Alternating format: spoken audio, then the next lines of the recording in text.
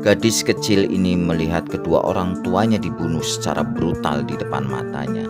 Namun tak hanya memendam trauma, gadis kecil itu justru menyimpan dendam yang ia lampiaskan saat ia sudah dewasa. Gadis itu adalah Catalea Restrepo.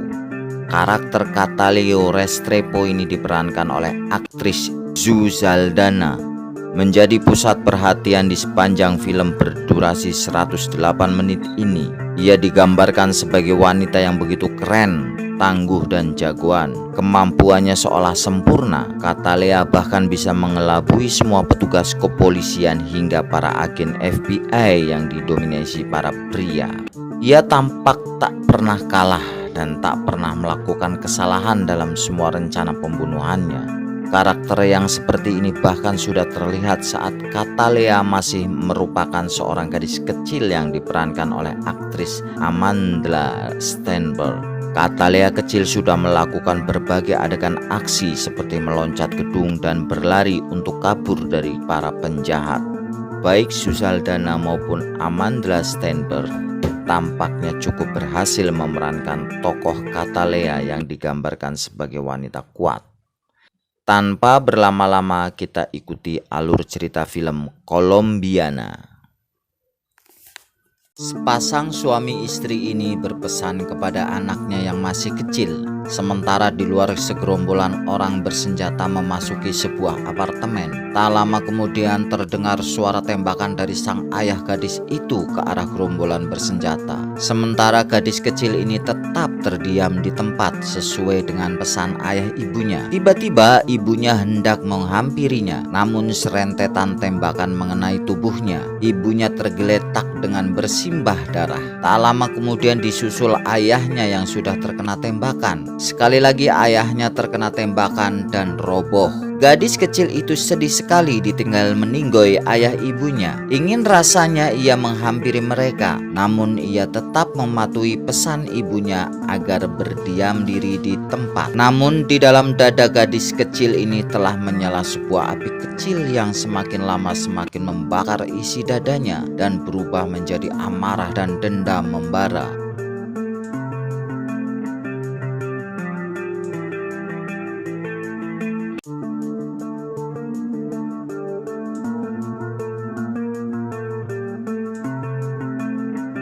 Gadis kecil ini lalu lari ke belakang rumah dan keluar melalui jendela. Ia melompat ke bawah dan bergelantungan. Dari atas rentetan tembakan mengarah kepadanya. Ia lalu menelan sebuah microchip yang diberikan oleh ayahnya. Sementara bos gangster itu meminta agar anak itu ditangkap hidup-hidup. Sungguh di luar dugaan, gadis kecil ini mampu bergelayut dengan lincahnya di antara dinding-dinding rumah. Sementara di belakangnya beberapa gangster kejam telah mengejarnya.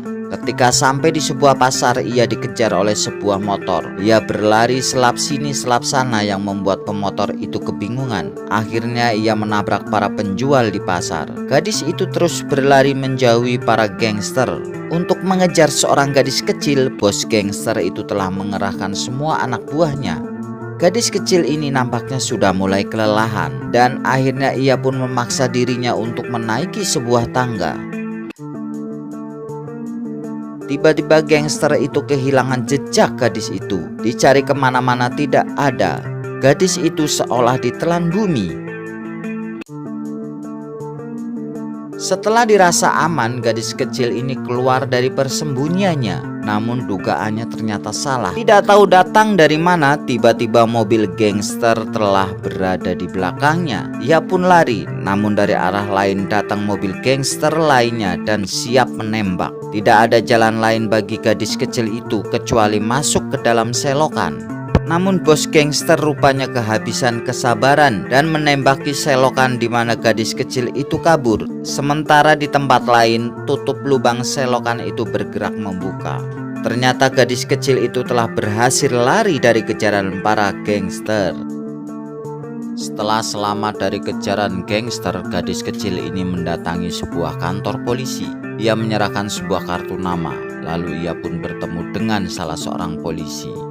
Ia menanyakan, "Apa keperluanmu?" Gadis ini lalu memasukkan jarinya ke dalam mulut. Saat itu juga keluar isi perutnya. Di antara isi perutnya itu keluar pula sebuah micro SD. Polisi itu lalu mengecek micro SD itu dan menanyakan, dari mana engkau memperolehnya? Gadis kecil itu menjawab, dari ayahku. Dia sudah meninggal. Polisi itu lalu menanyakan, kau tahu apa ini? Gadis kecil itu menjawab, ini adalah pasporku. Akhirnya sampailah gadis itu dan bertemu dengan seorang pamannya.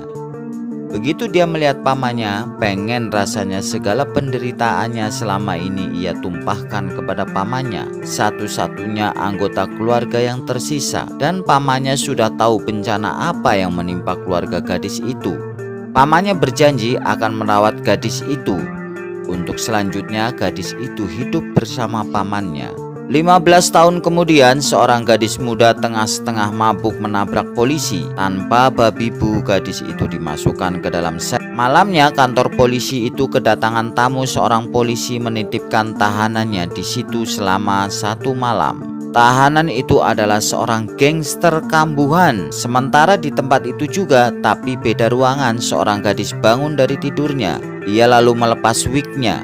Rupanya gadis ini cantik sekali dengan rambut diikat ke belakang. Siapakah dia? Dia adalah 15 tahun yang lalu keluarganya pernah dibantai oleh gangster.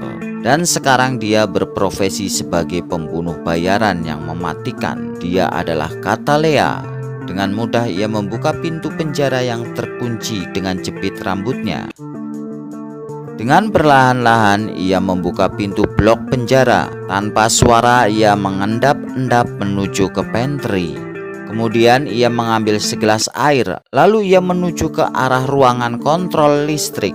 Ia pun membuka ventilasi. Lalu gadis ini meletakkan gelas air minum dengan sendoknya. Letak gelas dan sendok diatur sedemikian rupa sehingga air itu bisa menetes tepat ke sendok. Tetesan air ke sendok adalah waktu detik dan disesuaikan dengan waktu di jam tangannya. Dengan cepat ia menutup gardu listrik itu, kemudian naik ke atap melalui ventilasi. Ia merangkak melalui lubang ventilasi, sementara tetes demi tetes air itu mulai memenuhi sendok itu. Tetes demi tetes air itu mulai memenuhi sendok, dan gadis itu mulai menghitung waktu. Tak lama kemudian air yang di dalam sendok tumpah mengenai kabel listrik dan terjadilah korsleting listrik. Sementara gelas itu jatuh mengenai tombol kipas yang ada di lubang ventilasi, dan kipas itu pun mati. Dengan matinya kipas, maka Katalea bisa melewati ventilasi di blok yang lain. Kerja cerdas dan penuh perhitungan. Ketika teknisi itu menyalakan tombol kipas, Katalea sudah sampai di ujung sebelah kipas, dan kipas pun menyala kembali. Katalea melanjutkan merangkak ke arah gangster itu berada. Ia lalu membuka ventilasi udara dan turun ke sebuah ruangan. Sementara penjaga tahanan kopinya habis dan ingin ke kamar mandi. Namun sungguh malang nasib penjaga ini, karena di toilet ia bertemu dengan Katalea tanpa sepengetahuannya. Dengan sekali tendang ia pun pingsan. Katalea membawa tubuh penjaga itu untuk membuka pintu blok sel yang ditempati gangster itu. Setelah berada di dalam, ia mengambil senjata si penjaga, kemudian membuka sel gangster itu. Anggota gangster itu nampak tidur pulas ketika Katalea memasuki selnya. Ia baru bangun setelah Katalea menempelkan senjata ke keningnya. Ujung senjata yang dingin itu rupanya mengagetkannya. Di sini ada sedikit keanehan. Perempuan berenang di tengah malam ditemani sepasang hiu ganas. Tapi keanehan itu menjadi hal biasa karena yang berenang adalah Katalea, seorang wanita yang aneh. Bergelut dengan maut adalah hidupnya. Dan sekarang ia sedang menyusup ke sebuah rumah yang dihuni oleh bos gangster. Katalea langsung masuk ke kamar bos gangster yang saat itu sedang tidur ditemani dayang-dayangnya. Ketika Katalea menodongkan senjatanya, bos gangster itu terbangun. Seperti mimpi, tapi nyata. Hal ini terbukti dengan coretan di tubuhnya. Ia langsung bangun dan memeriksa rumahnya. Kecurigaannya semakin nyata ketika ia melihat anak buahnya tergeletak tak berdaya di lantai. Lalu ia tiba di sebuah kolam di mana sepasang hiu tinggal. Ia berjalan ke tengah dan menemukan setangkai bunga. Ia mengambil dan menciumnya. Saat itu terdengar suara orang menegurnya. Sambil berbalik, bos gangster itu tersenyum meremehkan karena yang bicara adalah seorang perempuan. Ia bertanya, "Siapa kau?" Namun sebelum Katalea menjawab, tangannya bergerak menembak ke arah Katalea. Namun ia kaget karena senjatanya tidak ada pelurunya. Ia mulai panik, satu peluru bersarang di kakinya. Ia semakin ketakutan dan meminta jangan ditembak. Katalea menjawab, "Bukan aku yang akan menembakmu." Sebuah rudal tiba-tiba meluncur dengan cepat ke arah rumah Big Boss Gangster Don Luis.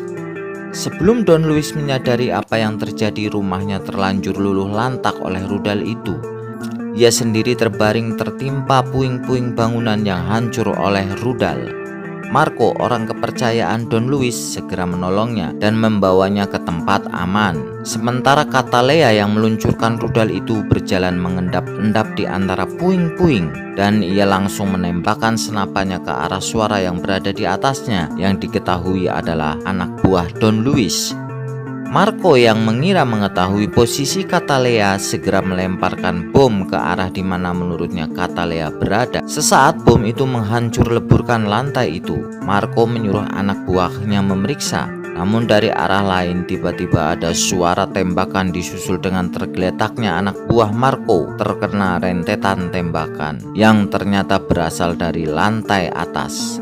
Katalea menodongkan senjatanya ke arah Marco. Melihat Marco, ia jadi teringat kejadian 15 tahun yang lalu. Dendam itu tak akan hilang selama manusia ini masih bernafas. Ia bertarung hidup mati melawan Marco. Yang ada dalam otaknya adalah bagaimana caranya menembak Marco. Namun ternyata melawan Marco bukan hal yang mudah. Ternyata biarpun sudah tua, Marco adalah lawan yang cukup tangguh. Berkali-kali ia memukul dan menendang, berkali-kali pula Marco membalasnya.